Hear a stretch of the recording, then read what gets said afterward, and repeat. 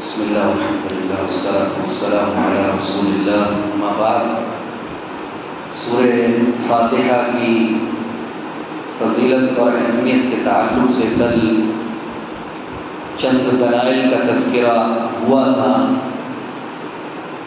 اور اسی سے متعلق اور بھی دلائل آج کے درس میں پیش خدمت ہیں۔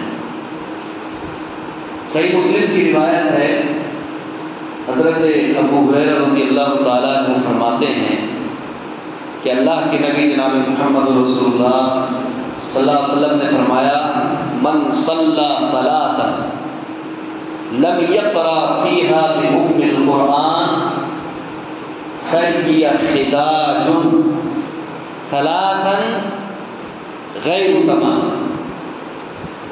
ابو ہریرہ رضی اللہ تعالیٰ عنہ کہتے ہیں کہ اللہ کے نبی اکرم صلی اللہ علیہ وسلم نے فرمایا کہ جس نے کوئی بھی نماز پڑھی، صلاۃ نکرہ استعمال ہوا ہے، جو نحوی حضرات ہیں، عربی گرامر جاننے والے لوگ ہیں، ان سے جا کے آپ معلوم کریں کہ نکرہ کا مطلب عام تمام نمازیں شامل ہیں، فرض نماز ہو، نفل نماز ہو، یا کسی طرح سنت والی نماز ہو، سنن رواتب، اسی طرح بارش طلب کرنے والی نماز ہو، اسی طرح صلاۃ جنازہ ہو، جنازے کی نماز ہو، جتنی بھی نمازیں ہیں، من صلی صلاۃً، جس نے کوئی بھی نماز پڑھی، لم یقرأ فیہا بأم القرآن، اور اس نے اس کے اندر سورہ فاتحہ کی کو نہیں پڑھا، سورہ فاتحہ کی تلاوت نہیں کی، فہی خداج، تو اس کی نماز ناقص ہے، ادھوری ہے، آگے شرع کی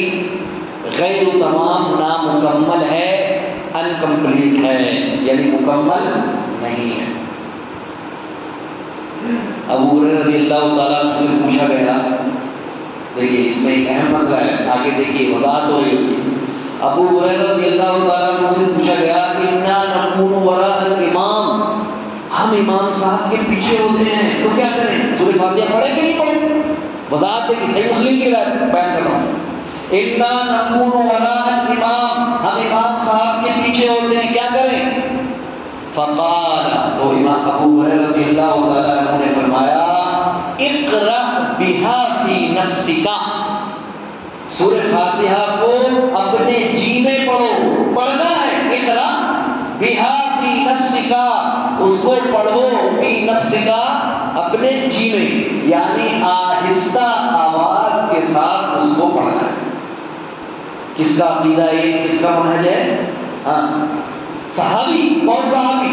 جس نے 5374 حدیث روایت کی ہیں، تمام صحابہ میں سب سے زیادہ روایت کرنے والا صحابی ابو ہریرہ، جن کا نام عبد الرحمن بن صخر الدوسی ہے، 5374 روایتیں انہوں نے روایت کی۔ وہ کہہ رہے ہیں، جب ان سے پوچھا گیا کہ امام صاحب کے پیچھے ہوتے کیا کریں، کہا اقرأ بها فی نفسک، اس کو اپنے جی میں پڑھو، یعنی پڑھنا ہے، آہستہ پڑھیے آپ اس کو۔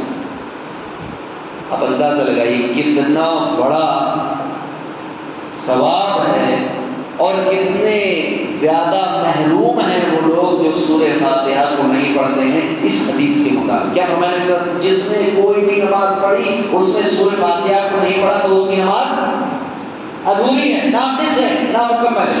تو آپ اللہ کے لیے نماز پڑھنے کے لیے آئے ہیں تو مکمل پڑھنا چاہتے ہیں کہ نامکمل؟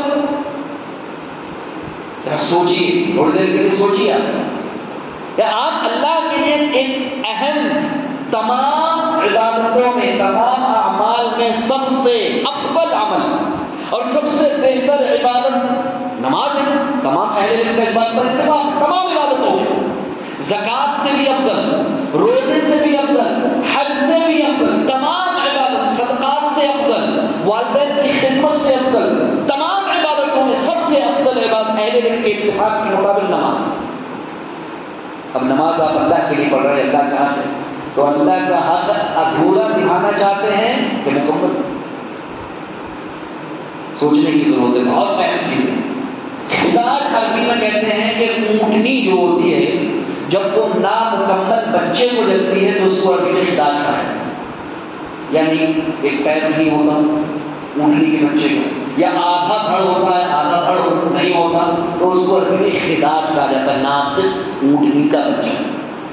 آپ سورہ فاتحہ نہیں پڑھ رہے، نماز آپ کی صحیح ہے کہ نہیں؟ ان لوگوں کے مطابق جو کہتے ہیں کہ نماز ہو جاتی ہے، ان لوگوں کے مطابق ہی آپ چلے جائیے، تب بھی آپ دیکھ لیجیے آپ کی نماز ناقص ہے. اور وہ لوگ جو کہتے ہیں کہ سورہ فاتحہ کے بغیر نماز ہی نہیں، جو ہمارا اور آپ کا منہج ہے، جو ہمارا اور آپ کا مسئلہ ہے، جس کو ہم کہتے ہیں کہ سورہ فاتحہ کے بغیر نماز ہی نہیں، جس کو اہل علم کے رکنوں کہا ہے نماز کے ارکانوں میں سے، تو ان کے مطابق تو نماز کیا ہوگی؟ باطل ہوگی، نماز سرے سے ہے ہی. اس حدیث کے اندر سورہ فاتحہ کی بڑی اہمیت اور فضیلت کی طرف اشارہ کیا گیا ہے. کوئی بھی نماز آپ پڑھ لیجئے، اگر سورہ فاتحہ کو آپ نے اس میں نہیں پڑھا ہے تو آپ کی نماز ناقص اور ادھوری. ایک اور روایت دیکھیے، اس کے اندر مزید وضاحت ہو جائے. اللہ کے نبی صلی اللہ علیہ وسلم نے فرمایا، اللہ تعالیٰ فرماتا ہے، حدیث قدسی ہے. حدیث قدسی کا مطلب اللہ کے نبی اکرم صلی اللہ علیہ وسلم اپنے رب سے روایت کرتے ہیں.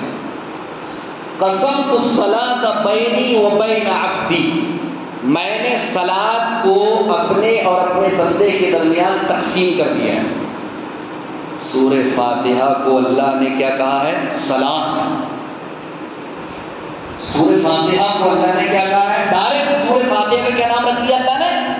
صلاۃ. سب سے بڑی چیز ہے، سب سے قوی اور سب سے بڑی دلیل ہے اس کی اہمیت اور اس کی فضیلت کے اعتبار سے کہ اللہ نے کہا کہ میں نے اپنے اور اپنے بندے کے درمیان صلاۃ کو تقسیم کر دیا ہے. یعنی سورہ فاتحہ، صلاۃ سے مراد یہاں نماز نہیں، صلاۃ سے مراد یہاں پر فاتحہ ہے. عربی میں صلاۃ کا معنی ہوتا ہے دعا، اور جو ہم نماز پڑھتے ہیں چونکہ یہ دعاؤں پر مشتمل ہے اسی لیے اس کو عربی میں صلاۃ کہا جاتا ہے.